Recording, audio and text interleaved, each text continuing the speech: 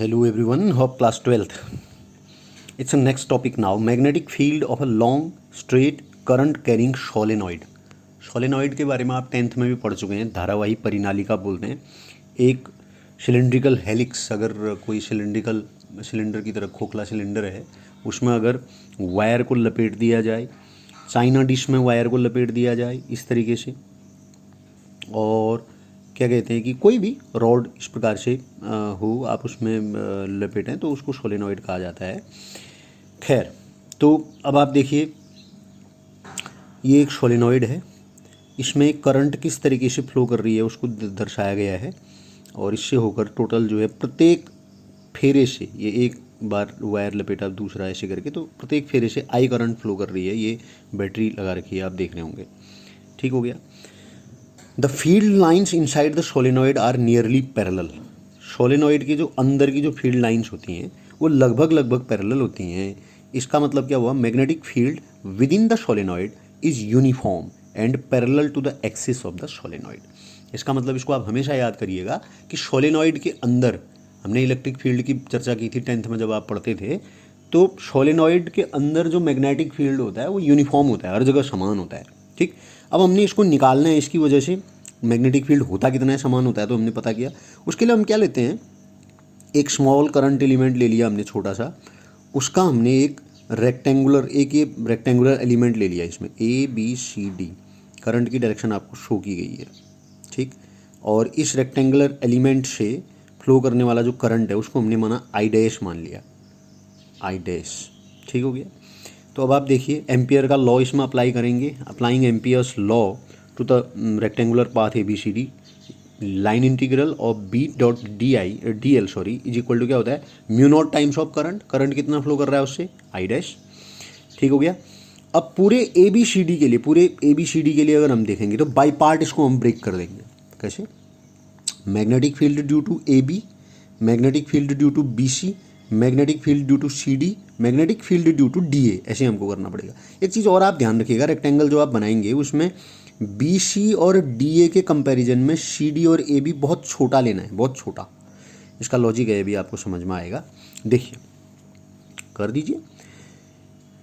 B.DL is equal to हो जाएगा A to B B.DL plus B to C B.DL. चार के चार पार्ट्स में हमने तोड़ दिया, A से B, फिर B से C वाले में, C से D, D से A, B.DL. ठीक. अब आप ध्यान से देखिएगा, along BC and DA the field B is at right angles to DL. ये DL हमने ये लिया हुआ है, ये DL है, इसके 90 डिग्री पर है. ये BC के अलोंग BC ऊपर को, ये ऐसे DL, ऐसे BC और ऐसे आपका DA, तो ये दोनों 90 डिग्री पर हुए. B.DL डॉट प्रोडक्ट निकालोगे तो क्या आएगा, BDL cos theta. BDL cos 90 होगा, राइट एंगल पर होगा, तो 90 डिग्री cos 90 डिग्री 0 होता है. तो इन दोनों के अलोंग जो मैग्नेटिक फील्ड होगा वो 0 हो जाएगा. किसके along? B.DL along B to C and along D to A, this will be 0. अब एक और रूल होता है कि outside the solenoid there will be no magnetic field. तो ये जो CD है, C से D के अलोंग, ये सोलेनॉइड के बाहर है, तो इसके अलोंग भी मैग्नेटिक फील्ड 0 होगा. ठीक हो गया. B is 0 at points outside the solenoid, hence C to D वाले में भी मैग्नेटिक फील्ड क्या होगा, 0 होगा. तो अब बचा कितना? अब केवल क्या बचा? अब आप देखिए, जो इस वाले इक्वेशन से देखिए, line integral of B.DL is equal to A to B वाला केवल बच गया, ये ऑलरेडी 0 हो गया B to C यहाँ से, और D to A वाला भी 0 हो गया, ये रहा D to A, और C to D वाला भी 0 हो गया आउटसाइड होने की वजह से. तो बच गया केवल एक B.DL. अब आप ध्यान से देखिए, A to B, AB की डायरेक्शन और DL की डायरेक्शन के बीच में 0 डिग्री का एंगल है, सेम है वो. तो AB cos थीटा होता है ना, A.B is equal to AB cos theta, तो AB cos 0 होगा. cos 0 मीन्स 1, तो वो आ जाएगा B.DL के बदले आ जाएगा BDL. एक ये हो गया आपका. अब अगर हम मान लें कि हमारी जो ये AB है, इस AB की लेंथ x है, भाई, तो हमने इसको क्या मान लिया, x मान लिया. तो इस DL का जब आप यार इंटीग्रेशन करोगे तो क्या आएगा, B.DL is equal to B तो बाहर आ जाएगा, B हो गया. DL का इंटीग्रेशन टोटल लेंथ होगा, total length is equal to क्या आ गया, BX.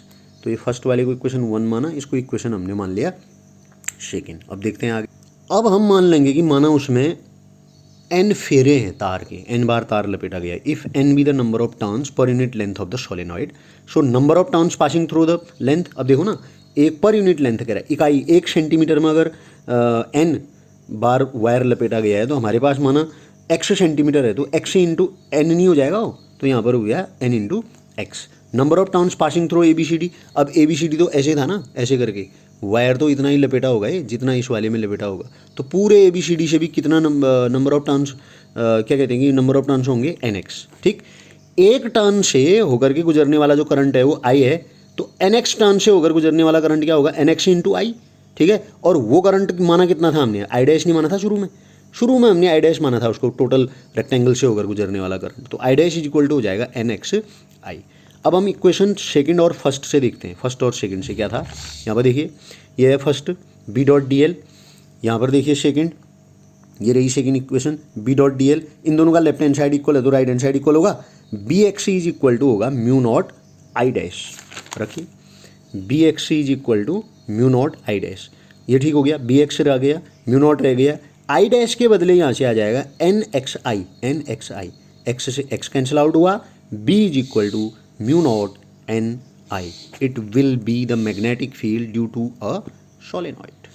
आई होप आपकी समझ में आया होगा, बहुत इंपॉर्टेंट डेरिवेशन है ये।